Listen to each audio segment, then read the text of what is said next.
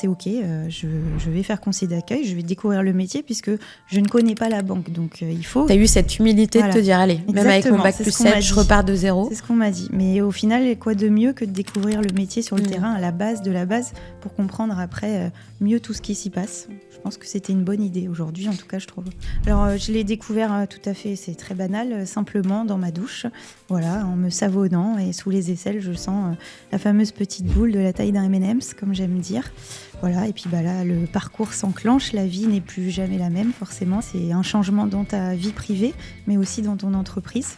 Donc, découverte toute seule, et puis après s'enchaîne un parcours de soins, j'ai envie de dire classique. Ça va faire que ta vie sera plus jamais la même. Bonjour Marine. Bonjour. Bienvenue déjà. Merci d'avoir fait le déplacement jusqu'ici. Je crois que tu viens de région. Tu viens d'où ? Oui, je viens de Bordeaux. Top. C'est seulement à 2 heures de Paris. Donc et un peu plus ensoleillé, je présume. Oui, et beaucoup de pluie aussi. Ah oui, c'est vrai, on m'a dit ça aussi. Ouais, c'est pas vrai. Que le soleil, Bordeaux. Non, beaucoup de pluie. Tu dois pas être dénaturée aujourd'hui. Non, ça va. Donc tu viens dans cet épisode, et c'est pour ça aujourd'hui j'ai envie qu'on parle d'entreprise, d'LCL, de ton parcours, mais pas que. Donc on va faire ça ensemble. Et notre challenge, ça va être de respecter le timing. Oui, ça va être compliqué. On est pipelettes, on le sait, toutes les deux on le sait. Donc on va essayer moi je vais être là pour guider un peu cet entretien et on va commencer toutes les deux. Déjà, j'aimerais bien que tu te présentes de la manière dont tu le souhaites. Qui es-tu, Marine ? Rapidement en tout cas. J'ai 38 ans, je suis conseillère privée à ce qu'on appelle la DGA Pro à Bordeaux. Donc je m'occupe principalement des clients professionnels sur Bordeaux. Je suis née à Toulon, je suis mariée. Après, je peux partir sur d'autres sujets un peu plus longs. On va le faire ensemble. Ouais. Voilà. Et déjà, c'est pas mal pour planter le décor. Alors, il me semble que tu as une enfance un peu particulière dans le sens où tu n'es pas née en France, ou en tout cas, tu n'as pas passé tes premières années en France, en tout cas en métropole. C'est comme ça qu'on dit. Oui, c'est ça. C'est comme ça qu'on dit la métropole. La métropole. Ouais. Donc, tu peux me dire où est-ce que tu as grandi et dans quel climat ? Alors, en fait, je suis née à Toulon. Donc dans le sud de la France, mais j'ai été élevée en Martinique, j'ai eu cette chance, donc sur une île, jusqu'à mes 18 ans. Donc c'est pas anodin et c'est une jolie enfance, j'avoue. Via le métier de mon papa, effectivement, qui à la base était dans la Marine nationale. Donc je présume qu'en plus tout ce qui était... T'as peut-être voyagé, ou vous êtes resté 18 ans en tout cas en Martinique. J'ai eu la chance de voyager à travers le métier de mon papa, donc en étant basée en Martinique, mais j'ai eu la chance de faire tous les Caraïbes, la Guyane, l'Afrique. Incroyable. Grande chance pour un enfant, en tout cas, je trouve que ça ouvre vraiment l'esprit des petits. Puis 18 ans, c'est pas rien. Voilà. Comment on se construit après ? Est-ce que tu as l'impression d'avoir une espèce de binationalité, d'avoir une double origine, même si entre guillemets, ça coule pas dans ton sang ? Oui, c'est exactement ça. Franchement, j'aurais pas résumé. Mais effectivement, ça m'a toujours semblé bizarre, puisque à chaque fois, on te demande « Est-ce que tu es née en Martinique ?» Je ne suis pas née en Martinique. Et pourtant, je me sens avec une imprégnation antillaise, parce que je cuisine antillais, j'ai la culture antillaise, j'ai ça qui coule dans mes veines, et pourtant, je n'ai pas les origines. Et pour moi, effectivement, c'est aussi à nous de choisir d'où on vient. Et c'est pas juste où est-ce que tu es né, où est-ce que tu es sorti du ventre de ta maman, mais c'est toute la culture qui t'a accompagnée jusqu'à tes 18 ans qui compte, en fait. Bien sûr. Voilà.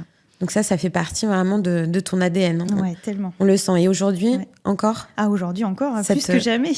Ça fait partie de moi tous les jours, que ce soit à mon travail ou à l'extérieur dans ma vie privée. Tu l'as où, la Martinique, là, dans ton quotidien Dans mon quotidien. Même dans ton métier Oui, dans mon métier, quand je dis dans mon métier, puisqu'on me dit tu es solaire, etc. Mais voilà, dans ma joie de vivre, ma convivialité, dans le partage, cette culture-là, elle est en moi et j'aime la faire découvrir en tout cas.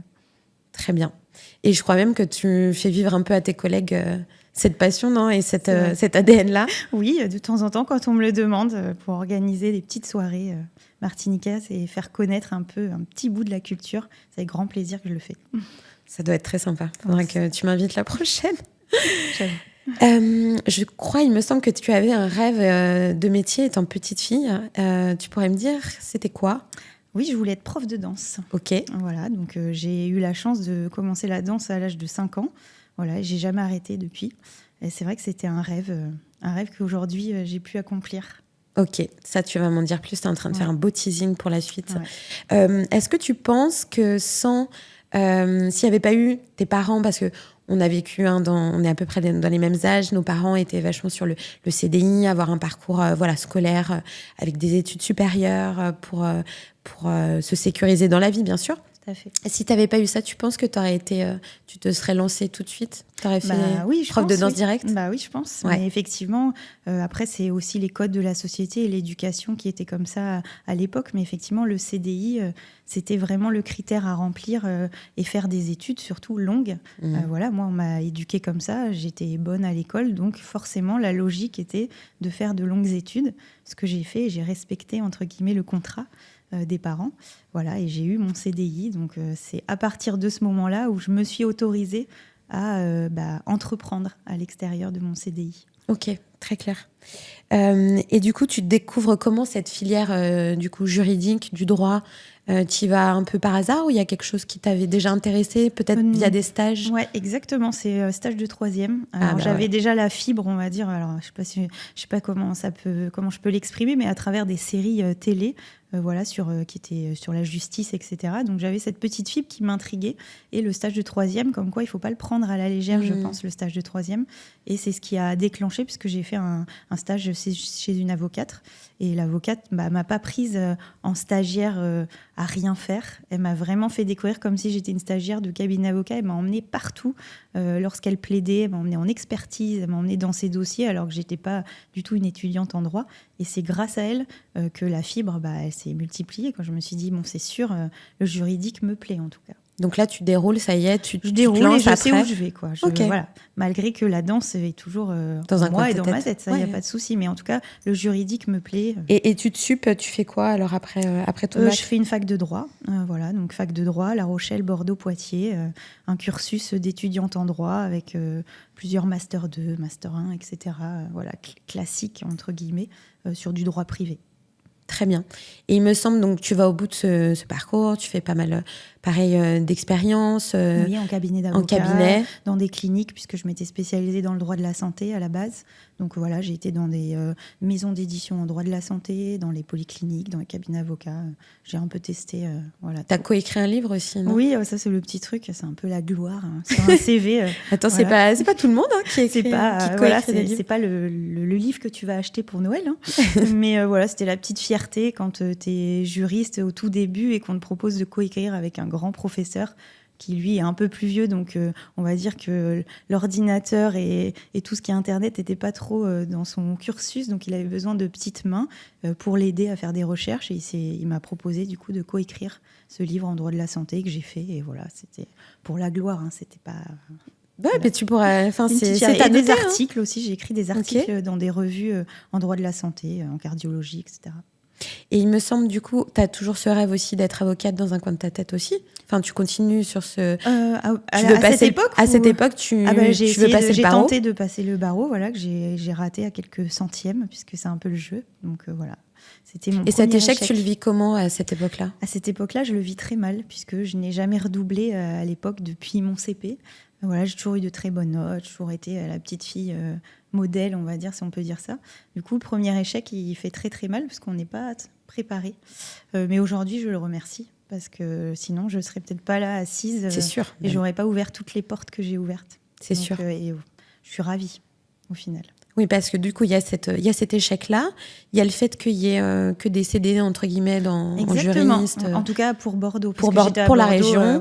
Donc, il y avait cette opportunité peut-être de repartir sur Paris. Mais c'était pas forcément ce dont tu avais envie. Non, pas à ce moment-là. Et du coup, c'est à ce moment-là, comment ça se passe, ce lien avec la banque. Avec la banque. Qui est assez improbable. Exactement. Enfin, franchement, Qu'est-ce qui s'est passé? Qu'est-ce qui s'est passé à l'époque, j'ai fait une rencontre avec une personne qui travaillait chez LCL à l'époque, qui n'y travaille plus. Et autour d'un apéritif qui me dit est-ce que tu n'as pas vu la campagne actuellement? Il y a plusieurs banques qui le font, mais à l'époque, c'était LCL qui embauchait 1000 CDI partout en France de parcours différents. Le but, c'était on embauche des gens avec un parcours qui n'est pas forcément bancaire. C'est vrai. Pour voir ce que ça va faire. Et du coup, je n'ai pas du tout pensé à ça. La banque, le droit de la santé ou le droit tout court, même si j'ai fait du droit patrimonial, c'était dans mon master, hein. Mais non, j'y avais pas pensé. Et puis, comme j'aime beaucoup les challenges et les nouveautés, je me suis dit, allez, pourquoi pas, de toute façon, je risque rien. Et donc, j'ai tenté. Et voilà. Et aujourd'hui, j'y suis toujours. Et ça a été une belle aventure. Et c'est toujours une belle aventure. Donc, tu commences ce métier-là, donc qui est forcément très nouveau sur la partie déjà. Tout à fait. Alors, il y a de la nouveauté sur le côté relation client. Je pense que déjà, ça, c'est une nouveauté pour toi de côtoyer le client. J'avais des clients quand j'étais dans les cabinets d'avocats, Ouais. mais c'est pas la partie vente, on va dire. Voilà. En tout cas, elle n'existait pas. Donc ça, j'ai dû l'apprendre. Voilà, tout ce métier commercial, effectivement, c'était pas dans mon ADN. Et tu t'es découverte à ce moment-là? Tu pensais apprécier déjà je pense que tu as le relationnel, te Oui, connaissant. ça, c'est en moi. Ça, il n'y a pas de doute là-dessus. Ça, j'avoue, le relationnel, j'adore l'humain. Donc, Voilà, ça, mais sur la partie donc commerciale, ça, etc., c'était pas en moi c'est du une tout. découverte. C'était pas dans mon ADN. Moi, j'étais sur l'ADN conseil. Bien sûr. Voilà, donc effectivement, ça a été une découverte, une partie de moi que je ne connaissais pas et j'ai dû l'apprendre. Effectivement, LCL m'a formée à ça. Et j'ai commencé, on va dire, en petite main, puisque j'ai fait le parcours qu'on conseille. Alors oui, tu peux nous rappeler, Voilà. tu as commencé quoi? Conseiller d'accueil. Conseiller d'accueil. Voilà, avec un bac +7. Voilà, et donc là, c'est une on se re-challenge. On se re-challenge. Et là, on se dit, waouh, ok, d'accord. Et après, j'ai déroulé. T'as déroulé conseiller particulier, conseiller privé. Et là, conseiller privé, ça m'a beaucoup plu parce que là, je me suis rapprochée de mon parcours juridique, puisque conseiller privé, conseiller patrimonial. Là, il y a des liens. J'ai touché au droit, au patrimoine, aux successions, au conseil. Vraiment, là, vraiment, ça a été mon dada, quoi. Et ça l'est toujours aujourd'hui. Et je crois que tu t'es révélée aussi à ce moment-là où tu sentais, là, ça y est, t'as porté ta patte, ta fibre, ton expertise. Exactement. Tu t'es sentie un peu là, plus ça devenait cohérent, en tout cas, avec ce que j'avais fait, le bagage avec lequel j'étais arrivée chez LCL. Vraiment, c'était une évidence. En plus, en te formant un peu sur le tas, en amont, sur la partie commerciale, tu t'as fait tes gammes, quoi. Ouais, c'est ça, j'ai appris sur le terrain, j'avoue. J'ai eu de belles personnes sur mon chemin qui ont pris le temps de me former, parce que peut-être que tout le monde n'a pas cette chance, mais moi j'ai eu vraiment des personnes qui sont arrivées, des parrains si on peut dire, mais au bon moment, avec des expertises folles, qui m'ont vraiment donné tout ce qu'ils savaient, tous les tips, et c'est ce qui a fait que j'ai avancé vite. Donc je les remercie aujourd'hui vraiment, et je les côtoie toujours. Ouais, c'est ça, tu es restée en plus dans cet environnement-là, tu les as encore en contact, je crois. Ouais. Du coup, après ça, on te propose une évolution. Enfin, tu demandes un petit peu, voilà, qu'est-ce que je peux faire après. On commence à te parler d'opportunités sur un autre domaine, sur la banque privée. Ouais. Alors en fait, moi aussi, c'est que j'aime pas m'ennuyer. Ouais. Donc ça, c'est un problème ou pas, je sais pas. Mais en tout cas, dans mon entreprise, j'aime bien faire beaucoup de choses ou proposer des choses ou qu'on me propose des choses. Et effectivement, quand j'ai vu mon métier 5 ans, j'aime bien faire autre chose. Donc on a regardé ensemble avec mes RH qu'est-ce que je pouvais faire. Effectivement, là, on va dire en termes de cohérence, la banque privée paraît cohérent après un poste de conseiller privé, forcément. Après, je pouvais aussi aller devenir conseiller pro. Ça peut être cohérent aussi pour toucher à autre chose. Donc voilà, il y avait plusieurs portes qui pouvaient s'ouvrir et qui pouvaient être validées puisqu'on pouvait me le proposer. C'était cohérent. En plus, après 5 années de poste, on te propose cette belle évolution, c'est une marque de confiance, etc. Malheureusement, à ce moment-là, va arriver quelque chose que tu n'avais pas anticipé et que personne n'anticipe à ce moment-là, surtout à ton âge. Donc, on t'annonce que tu as un cancer. Déjà, qu'est-ce qui s'est passé? Comment tu l'as découvert? Non, c'est ça. Et c'est la petite minute prévention du podcast. On pourrait mettre même un jingle. C'est de s'autopalper. C'est vraiment de s'observer. De s'observer. Vraiment, observez-vous. De se toucher, d'aller à la rencontre du corps. Pas que, mais se regarder. Et ça vaut pas pour le cancer du sein, mais pour toutes les autres choses, même sans qu'elles soient graves, mais observez-vous, quoi. Vraiment, prenez le temps quand vous sortez de votre juste douche, regardez vos pieds, votre peau, votre nez, vos joues.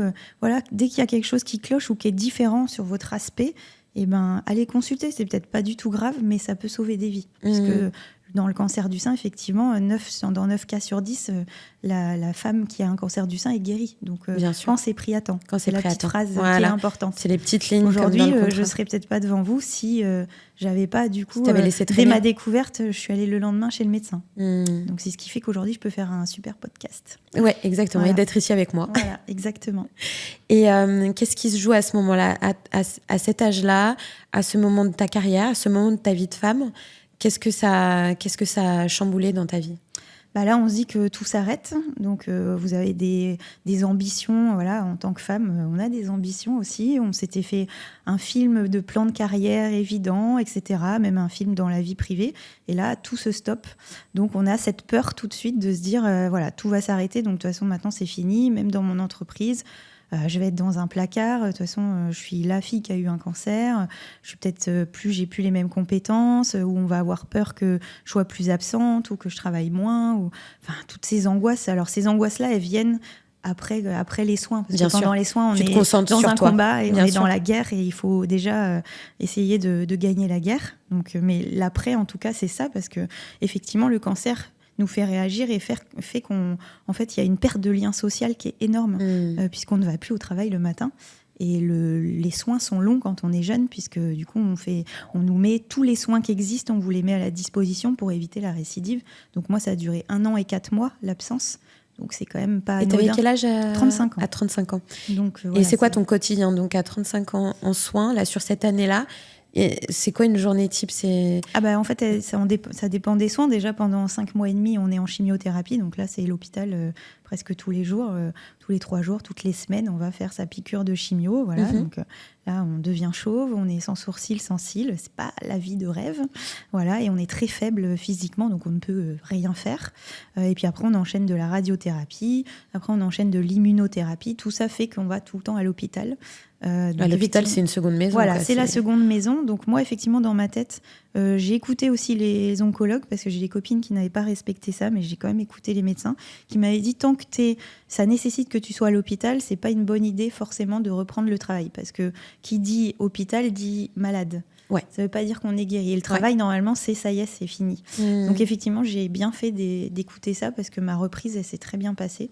Je m'étais dit, la dernière piqûre, dès que ma dernière piqûre est terminée, je reprendrai le travail. Mais je ne reprendrai pas tant que je vais à l'hôpital. Ouais, parce qu'il fallait scinder aussi cette partie. Donc j'ai scindé, et en avril 2023, j'ai eu ma dernière piqûre. Et tu avais des liens avec l'entreprise pendant ton traitement ou pas? Ou est-ce que tu dois donner Enfin, c'est tout bête, mais est-ce que tu dois donner des nouvelles? Non, pas spécialement. Alors déjà, on a autre chose à faire, entre guillemets. C'est très compliqué, la maladie, chacun la gère comme il peut. C'est de l'intime en plus. Donc moi, j'étais plus focus sur la guerre. Il faut combattre la guerre déjà.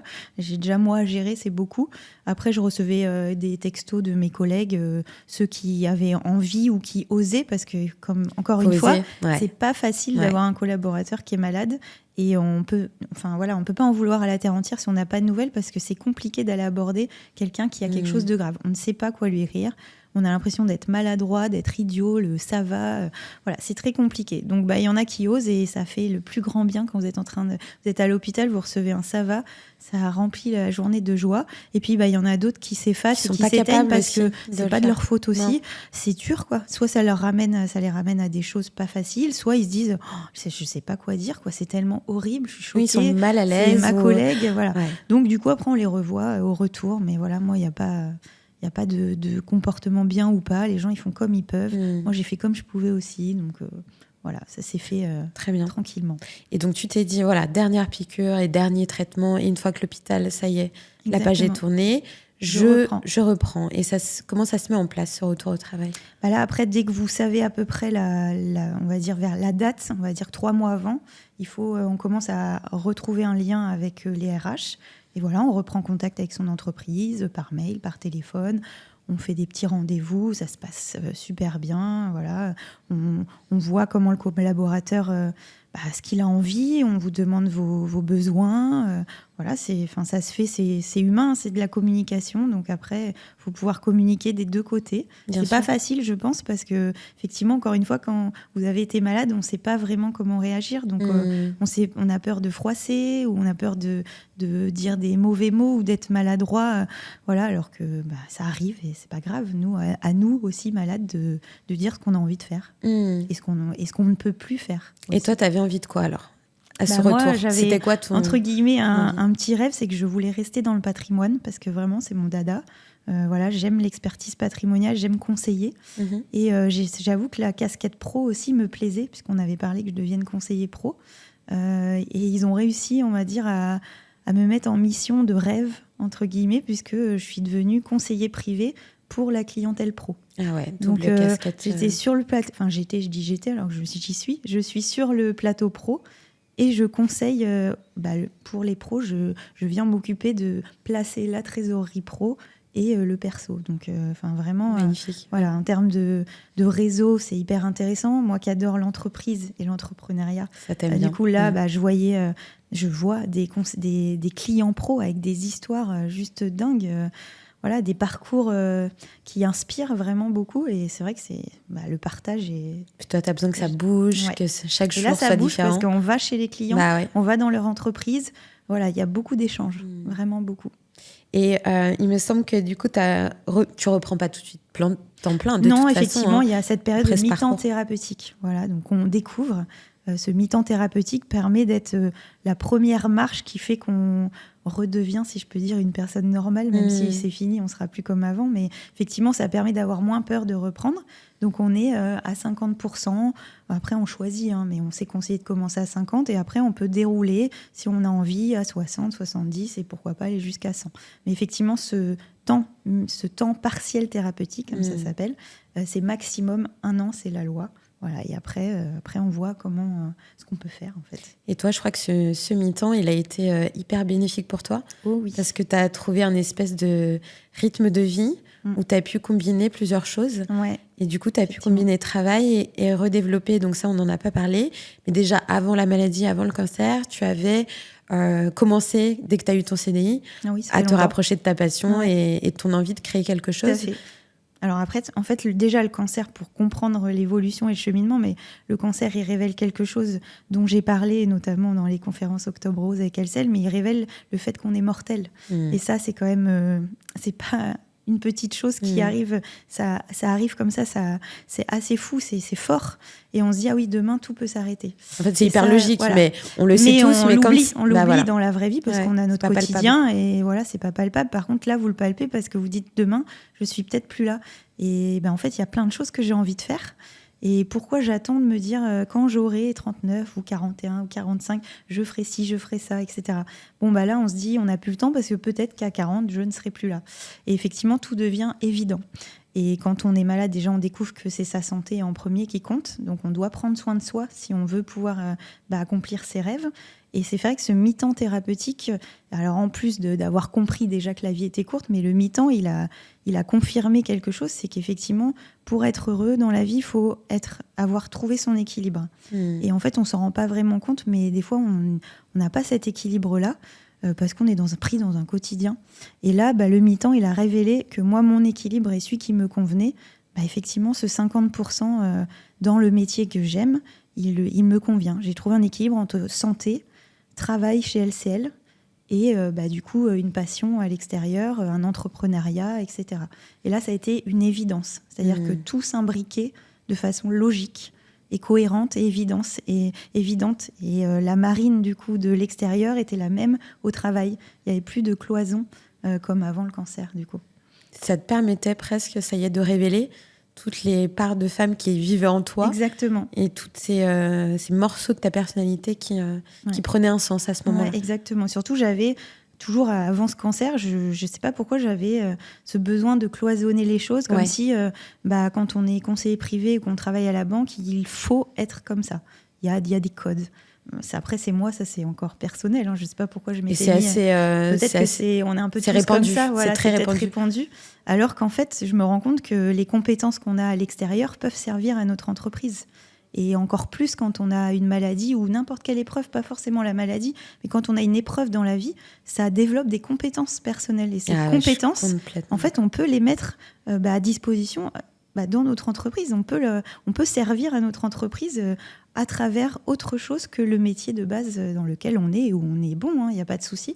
Mais en fait, on peut apporter tellement de choses. Ce que tu apportes aujourd'hui même. Voilà, et du coup, je trouve que LCL aussi nous donne cette chance. Sinon, je ne serais pas assise sur le canapé, là.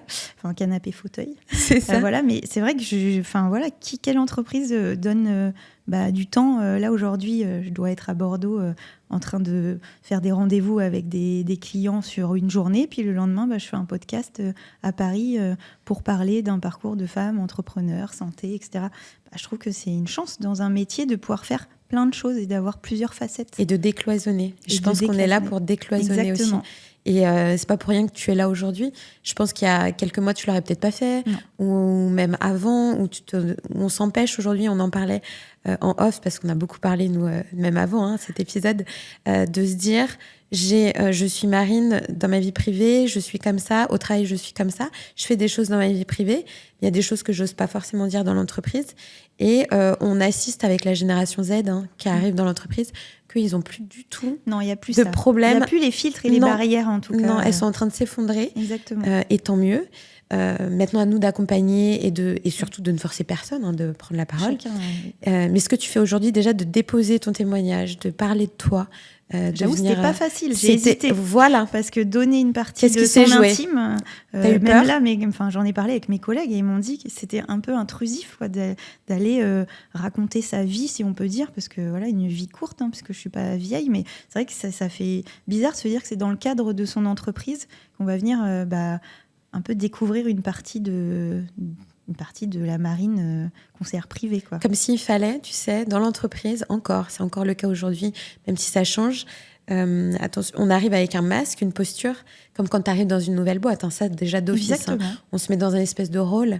Et je pense que les gens ont envie d'être eux-mêmes aujourd'hui en entreprise. Exactement. Pour qui qu'ils soient, quelle que soit l'orientation sexuelle, la manière dont ils font leur vie, leur passion à côté, ce qu'ils ont envie de faire, des choses qu'ils auront peut-être plus de honte à dire ou pas. On a envie de dire sans que ça devienne, entre guillemets, je pense que l'entreprise doit être aussi un endroit de travail, de professionnel, où on peut tous l'être. Exactement. Mais je pense que dans nos temps de pause, dans nos moments avec nos collègues, et comme tu le disais, on passe le plus clair de notre temps avec nos collègues. Ouais. Donc, si c'est pas avec eux, si tu as besoin de ça et si tu as besoin d'aller te révéler, je pense qu'on doit permettre aujourd'hui aux collaborateurs de en tout cas, s'ouvrir. Elle le fait. En tout voilà. cas. Je la remercie. On ouvre la parole là-dessus, mais là-dessus. sans forcer personne. Et je pense que Exactement. chacun est à son niveau. Tout à fait. De possibilités. Et des fois, c'est pas une question d'âge. Je pense qu'il Rien à voir avec l'âge. Non. Rien à voir. J'ai des collègues plus, je vais pas dire. Alors comment dire, attention, il faut utiliser les bons mots. Avec plus. Merci beaucoup. Qui n'ont aucun problème à parler de leur vie privée, d'autres beaucoup moins. Et pareil, des alternants qui vont moins. Je peux comprendre qu'on n'ait pas envie de parler de sa vie privée, mais après, faut pas mélanger vie privée parce qu'effectivement, ça nous appartient. Notre vie privée, pas raconter tout, voilà. Mais c'est plus d'être soi-même. Moi, c'est plus ce terme-là. Ouais. Et ça fait partie de toi. Et en fait, je trouve que moi, mon épreuve a révélé ça. C'est-à-dire que je n'arrive plus à juste avoir plusieurs postures. Je peux plus ne pas être moi.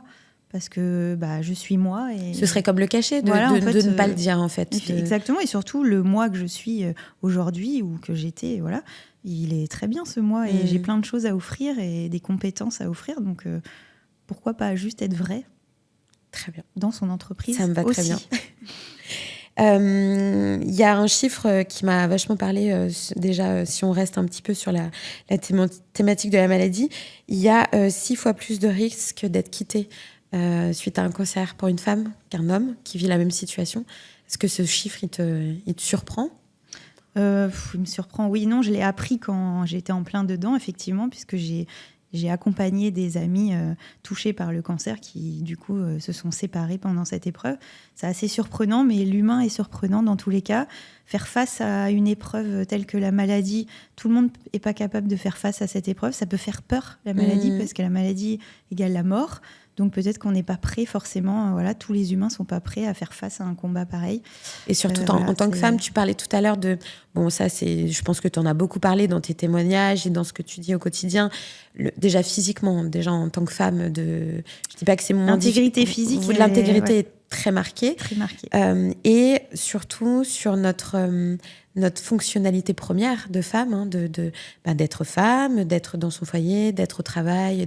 Ça chamboule tout. Et comme tu disais, quelle va être ma place, quelle va être mon utilité et comment on retrouve du coup dans ton parcours de soins, parce que oui, tu t'es soignée, mais sur la partie confiance en soi et pareil au retour au travail, de pas subir ce manque de confiance en soi. Comment tu l'as travaillé, ça ? Après, j'étais accompagnée. J'ai été une patiente très active, j'avoue. Je suis allée chercher tous les tips, en tout cas, pour pouvoir me reconstruire après tout ça, parce qu'effectivement, l'intégrité physique prend un coup. Et là, en fait, tout dégringole. C'est-à-dire que dans notre tête, une femme, ça a des cheveux longs. Dans nos têtes, une femme, ça a des sourcils, ça a des seins, etc. Enfin, on a une image qui a été construite par la société. Et là, vous perdez tout ça. Du coup, vous vous sentez vide. Il faut réapprendre et comprendre qu'en fait, être femme, c'est un état d'être et que c'est à nous de décider d'être femme ou pas. Mais voilà, c'est pas que des cheveux. Et ça, il faut du temps, il faut des soignants, il faut des psys. J'ai fait de l'EMDR, j'ai fait beaucoup de choses. J'ai été accompagnée par des patientes partenaires. Je l'ai fait d'ailleurs venir chez LCL pour qu'elle témoigne sur cancer et travail. Ça, c'est vraiment les patientes partenaires. Ça fait le liant entre le patient et le médical. Elle vient nous accompagner, etc. Donc tout ça, ça aide à retrouver du coup cette confiance en soi. Le travail, il fait beaucoup. L'équipe dans laquelle vous revenez, après, moi, je donne toujours mon témoignage. On va me dire que je vis dans un monde de bisounours, donc je m'excuse auprès de tous les collaborateurs qui ont peut-être pas eu ce retour au travail. Mais moi, mon retour au travail, il s'est très bien passé. Et je suis arrivée dans une nouvelle équipe, donc où je connaissais peut-être une personne ou deux, c'est tout, sur les 25, ce qui n'est pas beaucoup. J'avais un nouveau chef aussi. Et j'avoue que cette équipe, quand je suis retournée, donc j'avais peur, parce qu'effectivement, reprise du travail, cheveux courts, alors vous avez les cheveux longs, nouveau travail, nouvelle équipe. J'étais un peu stressée. Il faut savoir qu'on a aussi beaucoup d'effets secondaires, notamment des soucis cognitifs, donc on a peur d'oublier des choses et tout. Et en fait, ce retour, il a été juste fabuleux. C'est-à-dire qu'au bout d'une semaine, j'avais l'impression que ça faisait déjà 3 ans que j'étais sur le plateau. Ils m'ont accueillie d'une façon, vraiment, je les remercie aujourd'hui. L'ambiance, elle est top. Ils m'ont pas fait comprendre que ça faisait longtemps que j'étais pas là. Ils sont adaptés, ils sont à l'écoute. On les avait prévenus de ta situation? Ça, oui. Tu sais pas? Oui. Ils étaient au courant. Parce que je pense qu'en effet, c'est important pour l'accompagnement et la prise en charge. Et pareil, le management t'a accompagné aussi très, dans ta reprise. Oui, ça a été une reprise vraiment à l'écoute. C'est vraiment ça, à l'écoute. Je crois que c'est le mot qui résume tout. Ils sont toujours à l'écoute. Et si tu devais, toi, avec ce retour au travail, et comment t'as sur cette partie, en effet, soins, donc ça te concernait, ça t'a permis de te focus sur toi, puis le retour au travail, puis tout ce qui s'ensuit. Est-ce que tu as des axes d'amélioration, des idées, des choses qui t'auraient peut-être aidé? Est-ce que tu as pensé à un accompagnement spécifique? Après, moi, comme j'ai déjà dit, le parcours a été... J'avoue, j'ai eu les bonnes personnes sur mon chemin, comme j'aime me dire. Donc, le rendez-vous RH, j'ai même vu l'assistante sociale que je pense qu'on ne voit pas assez. C'est-à-dire que le collaborateur n'ose pas la contacter. Moi, la première, avant cancer, pour moi, l'assistante sociale, c'était flou. Mot, on se dit, je l'appelle en quel... Voilà, alors qu'en fait, j'ai découvert ce métier, entre guillemets, grâce à ce qui m'est arrivé. Et c'était juste fabuleux comme rencontre. C'est essentiel parce que ça m'a aidé sur beaucoup de choses. Donc, j'ai eu toutes ces personnes. J'ai eu la direction régionale, j'ai eu mon manager, j'ai eu toutes ces personnes qui se sont mises sur le chemin et qui, chacune, avait quelque chose à m'apporter pour cette reprise et qui a fait tout ce qu'il fallait pour que ça s'emboîte bien. Après, de quoi j'aurais eu besoin? Moi, ça s'est bien passé, mais pourquoi pas un liant, en fait, un liant entre le collaborateur et peut-être le côté RH management. Comment tu parlais là dans l'hôpital, le liant ça s'appelle un patient partenaire. Est-ce qu'il pourrait pas y avoir je sais pas comment on pourrait l'appeler, mais quelqu'un qui fait le lien, en effet. Ouais, le liant, faut lui trouver un référent coup dur dans la vie d'un collab. Mais c'est vrai que l'idée, en tout cas, elle est assez séduisante, je trouve, parce que peut-être qu'il y a des choses quand on rentre, et encore une fois, je ne parle pas que de la maladie, je peux parler de toutes les épreuves de grossesse, par exemple, maternité, un deuil, une épreuve, en tout cas dans la vie, vous êtes cassé une jambe, je ne sais pas, quelque chose qui a fait qu'il y a une rupture de lien social avec l'entreprise, donc vous avez été arrêté longtemps. Effectivement, je pense qu'avoir une personne avec qui on peut parler, où on n'a peut-être pas la barrière de se dire il faut que j'ai quand même une posture parce que c'est important. La casquette RH, en effet, l'accompagnement nous on les appelle chez LCL les responsables de développement individuel, sont là, nourrissent un travail essentiel, qui sont en contact du collaborateur, mais déjà ont un nombre de salariés et de collaborateurs à accompagner. Et comme tu le dis, des fois, c'est tout bête, mais quelqu'un, tu sais, qui va être dédié à ça, qui va être dans un rapport de confidentialité, d'intimité à créer et peut-être de climat de confiance. Ouais, c'est tout à fait ça peut être essentiel. Oui, puis climat de confiance, c'est le fait qu'on se dise, de toute façon, là, ce que je vais dire, en tout cas, les émotions que je vais donner ou peut-être mes peurs, je les dépose, mais il n'y a pas un impact. Voilà, c'est ça surtout. Je ne vais pas dire quelque chose qui va faire que... mais par contre, cette personne au milieu pourra avoir un impact avec les RH ou avec le futur manager. Peut-être que le message sera bien passé. Exactement, ça c'est en plus quand je pense à des nouveaux métiers comme happiness manager, ça fait des années qu'on en entend parler, mais très sur le prisme On offre des glaces, on crée de la bonne humeur dans un joue au open baby-foot. space, on joue au baby-foot, voilà, l'entreprise... En mode Google. comme on Voilà, dit. exactement. Je pense pas que ça... Au contraire, je pense que s'intéresser à quand ça va pas... Alors certes, on touche à des sujets un peu plus tabous, Tout à qui fait. rendent peut-être un peu plus mal à l'aise certaines personnes. Et puis comme je dis, c'est tous ces sujets-là intimes, en tout cas, qui touchent à maladie, l'intime. deuil, etc. Tout ça, enfin voilà, tout ce qui touche à l'intime. Encore une fois, c'est chacun le gère comme il veut et comme il peut. On n'a peut-être pas tous besoin de ce liant et on n'a peut-être pas tous besoin d'aller dire ce qui va pas. Il y a des gens, ils gardent leur épreuve pour eux, ils recommencent à travailler et on n'est pas au courant qu'ils ont eu un cancer ou autre chose. Et c'est ok en fait. Chacun gère comme il veut. Mais par contre, je pense que ça peut servir, en tout cas pour avoir eu l'expérience d'en parler avec plein de personnes qui ont vécu ces épreuves, puisque j'ai découvert chez LCL qu'il y avait plein de gens qui avaient vécu les mêmes épreuves que moi, et je ne le savais pas. Et effectivement, je me suis dit, ah ouais, ok, d'accord, peut-être que ces personnes-là, elles auraient aimé pouvoir discuter, puisqu'elles le font avec moi. Donc, Sans le vouloir, tu deviens aussi référente, mais je pense que comme tu dis, quand en tout cas, tu en parles... plein de jolis mails. Oui, C'est parce très agréable. que tu ouvres la parole, je pense que tu permets à certaines personnes de se dire, ok, elle a le courage de le dire, d'en parler. C'est des choses qui sont de plus en plus, heureusement. Mais aujourd'hui, ça ouvre des petites portes. Oui, c'est ça qu'il faut faire. Ouais. Toi, je pense que tu encourages ça, vraiment. Ah oui, vraiment. Et le LCL l'encourage, sinon on ne serait pas là. Sinon, je ne serais pas en train de te parler. C'est ça. Très bien. On a fait la partie, je pense la grosse partie qui a été dédiée à ton rapport à la maladie, aux soins, au médical. En parallèle de tout ça, il y a la partie entrepreneuriale, mais aussi femme, mais aussi danse. Je pense qu'il y a plein de choses qui ont tourné dans ta vie à ce moment-là. Déjà, qu'est-ce qui va faire que à un moment, tout va s'enchaîner. Il y a plein de choses qui vont se créer dans ta vie. C'est surtout depuis le cancer. Ça arrivait avant, au CDI. Le cancer a dû donc marquer une pause, je présume. Là, tu t'es posé, tout à fait. Tu t'es focus. Et après parce que moi, quand tu m'expliques, dans ton quotidien, sans rentrer dans ton intimité, parce que je pense que tu as besoin aussi de marquer le pro, le perso. Mais en tout cas, j'ai l'impression que tu es une femme, tu es une entrepreneuse. On peut le dire aujourd'hui. Oui, dans l'âme. Je peux le dire, puisque j'ai des entreprises, donc je peux le dire. Ouais. Je suis entrepreneuse. Mais effectivement, ça a commencé bien avant le cancer, puisque il y a 7 ans, j'ai ouvert mon école de danse, CDI en place depuis des années. J'ai rempli le contrat par an, on va dire. Voilà, j'ai mon CDI, j'ai fait mes études, tout va bien. Donc ça voulait dire, maintenant que j'ai mon CDI, c'est vrai que je peux, pourquoi pas, devenir entrepreneur. J'essaye de toute façon, qu'est-ce que je risque ? Je risque rien, j'essaye et puis on verra. Et du coup, je l'ai fait il y a 7 ans.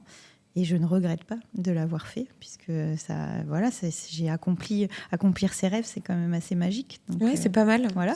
Et puis surtout, je trouve que entreprendre, encore une fois, ça développe d'autres compétences, des compétences que je peux aussi utiliser à travers mon travail de salarié. Parce qu'être entrepreneur, ça développe quand même des choses assez folles. Tu penses que tu l'aurais fait aussi de manière aussi intense et aussi vite si tu n'avais pas eu ce cancer ou ça se serait quand même fait? Mais j'ai ouvert l'école bien avant le cancer. Ça se passait déjà 5 ans avant. Donc oui, ça fait longtemps. Donc ça, c'était déjà là. Ouais. Et après, tout ce qui s'est enchaîné... C'est juste que ça a révélé le fait, cette urgence de quoi j'ai envie dans ma vie et qu'est-ce qui me fait vibrer. Une place. Et qu'est-ce qui... pourquoi j'ai pas honte, mais pourquoi je donne pas la place... qui est normalement, qui devrait être attribuée sa vraie place, en fait, son importance. Et le cancer a vraiment révélé, ok, tu as le droit, en fait, d'être salarié et entrepreneur. C'est pas incompatible. Au contraire, c'est même complémentaire, je trouve. Aujourd'hui, on a trop tendance c'est soit on doit être salarié, soit on doit être entrepreneur, mais on peut pas faire les deux. C'est incompatible dans la tête des gens. Et aujourd'hui, j'aime bien... dire que je suis l'exemple qui démontre que c'est possible. Tout à fait. Et en plus, les deux ont à s'apporter. J'apporte à mon entreprise des compétences de l'entrepreneuriat, l'adaptabilité, la gestion du stress, savoir tout faire, savoir trouver des solutions quand... En fait, il y a plein de choses à apprendre. Et le salariat m'apprend des choses aussi. C'est pareil. Donc, je trouve ça top. Et tu ne serais pas, je pense, la même au travail si tu avais dû renoncer à cette partie. Je pense. Ouais. Je pense. Et c'est vrai que la maladie vient révéler le côté urgent où, maintenant, je fais, quoi. C'est comme ça. Je suis dans l'action. Ouais, c'est comme ça. J'attends plus. Ouais. C'est le côté action. Ça, c'est important. Et je crois qu'il y a il y a une pierre angulaire un peu autour de toutes ces thématiques. Il y a quand même la femme, le féminin. Ouais, Le ça, féminin, c'est on mon est dada. dedans. C'est mon dada depuis toujours, Ouais. mais Je encore pense une que tu as fois... une passion, c'est la danse, mais il y a aussi les femmes quand même. Ouais, je pense en un peut-être. Mais oui, forcément, la maladie, en plus typiquement féminine, Bah oui, a révélé ça. Je me suis même dit, voilà, l'univers, il m'a pas mis ça par comme hasard. par hasard. Ouais. C'est pas par hasard que ça arrive. Et je me suis dit, voilà, là, déjà que je le sentais, mais voilà, je me sens investie d'une mission. J'aide déjà les femmes à l'extérieur avec mon école de danse qui est 100% féminine. Voilà, je donne des cours essentiellement aux femmes. Et alors, cette maladie a multiplié cette idée de je dois faire quelque chose pour elles, quoi. Pas forcément dans la maladie, hein. J'interviens effectivement dans le cadre d'Octobre Rose toute l'année dans des associations, mais je fais beaucoup plus. C'est-à-dire que j'aide vraiment les femmes dans leur parcours de femmes à se révéler, que ce soit dans l'entreprise, que ce soit dans le fait qu'elles ne soient pas que des mamans, que ce soit, que vous êtes des femmes avec de multiples facettes et tout est possible en fait. Il faut juste oser. Tu accompagnes tout type de profil. Tout à fait, tout type de profil, à travers des ateliers, à travers plein de choses. Ok, très bien. Voilà. Et sur une autre entreprise, du coup. Ouais, c'est ça. Et je pense qu'il nous faudrait des jours et des jours pour comprendre tout ce que tu fais dans la vie. Moi, je suis vraiment bluffée par tout ce que tu entreprends. Et c'est quoi qui te motive quand tu... Parce que je pense que tu dois avoir des journées bien intenses. Oui. Ça doit être très rythmé. Oui. Et qu'est-ce qui te donne l'énergie La vie. Ouais. Le fait que j'ai la chance de toucher le sol là, tous les matins et que j'ai encore cette chance d'avoir du temps. Je ne sais pas combien de temps. Du coup, grâce au fait que je sache que je ne sais pas combien de temps il me reste, et ben, du coup, j'y vais. Et ça me donne une énergie folle qui est décuplée. Voilà, je suis dans l'action. Je procrastine plus. Ouais. Je suis dans l'action. Ouais. Et c'est magique parce que en fait, la vie, elle est juste exceptionnelle et je suis tellement heureuse aujourd'hui. Voilà, ça n'a pas de prix. C'est dommage d'avoir attendu une maladie pour se rendre compte que la vie était belle. Et belle, et pas été. Mais voilà, j'essaye de transmettre en tout cas mon énergie, ce message-là.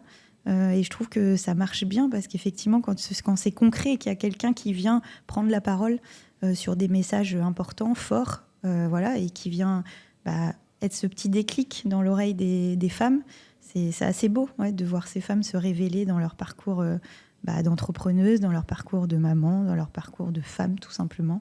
Voilà, c'est fort. Ouais, c'est ça. Je pense que c'est bien résumé aussi sur la partie déclic. Ouais. Je pense que tu peux être un déclic. Peut-être que pour 80% des gens vont écouter ton témoignage, te trouver inspirante, mais certaines peut-être. Et c'est un peu ce qu'on se disait, on ne s'est pas rencontrés pour rien. Non. Peut-être que moi, je vais avoir des déclics aussi, moi, en revenant chez moi ce soir. Ouais. Je vais peut-être faire des choses que je ne soupçonnais pas.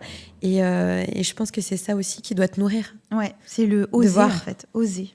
Et de voir l'impact que tu as sur les autres aussi. Moi, je m'en remets pas tous les jours quand je vois ces parcours de femmes depuis 7 ans, que je vois qu'elles sont devenues à chaque fois. Elles m'inspirent et du coup, on s'inspire chacune et c'est ce qui rend la beauté de cette entreprise-là et de ce que j'entreprends.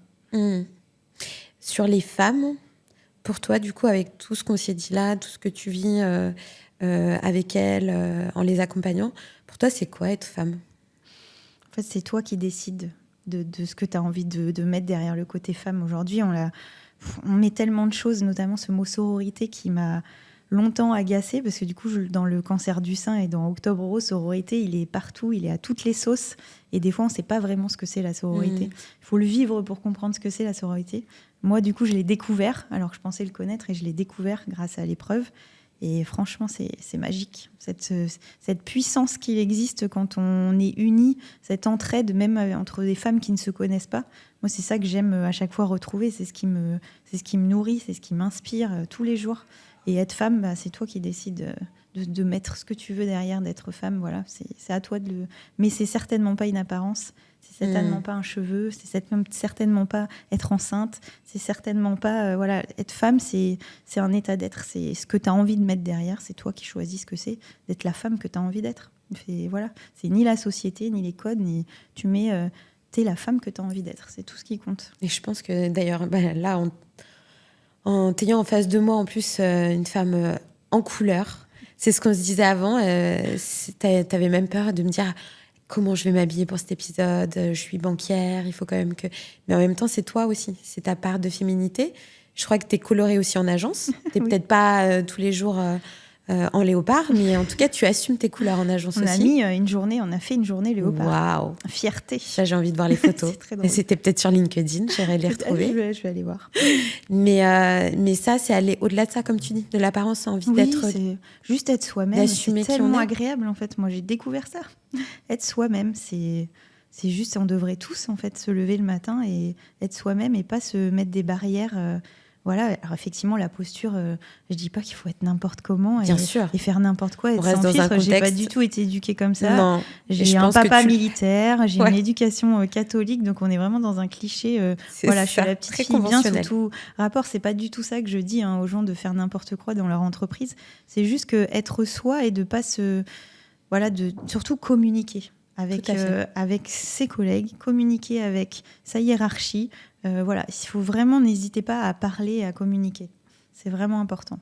De donner vos besoins, de dire ce que vous avez envie de faire. Après, ça aboutit ou ça aboutit pas, mais au moins d'être vous et d'aller dans ce que vous avez envie de faire, quoi. La vie, elle est courte. Bah, je pense que c'est une belle manière aussi de clôturer cet épisode. Je tenais à te remercier vraiment. C'est limite émouvant. C'est marrant parce qu'on m'avait dit, tu verras Marine, c'est une rencontre. Et je suis vraiment émue en te parlant. Je pense qu'on ne s'est pas rencontrés pour rien aussi. Je pense aussi.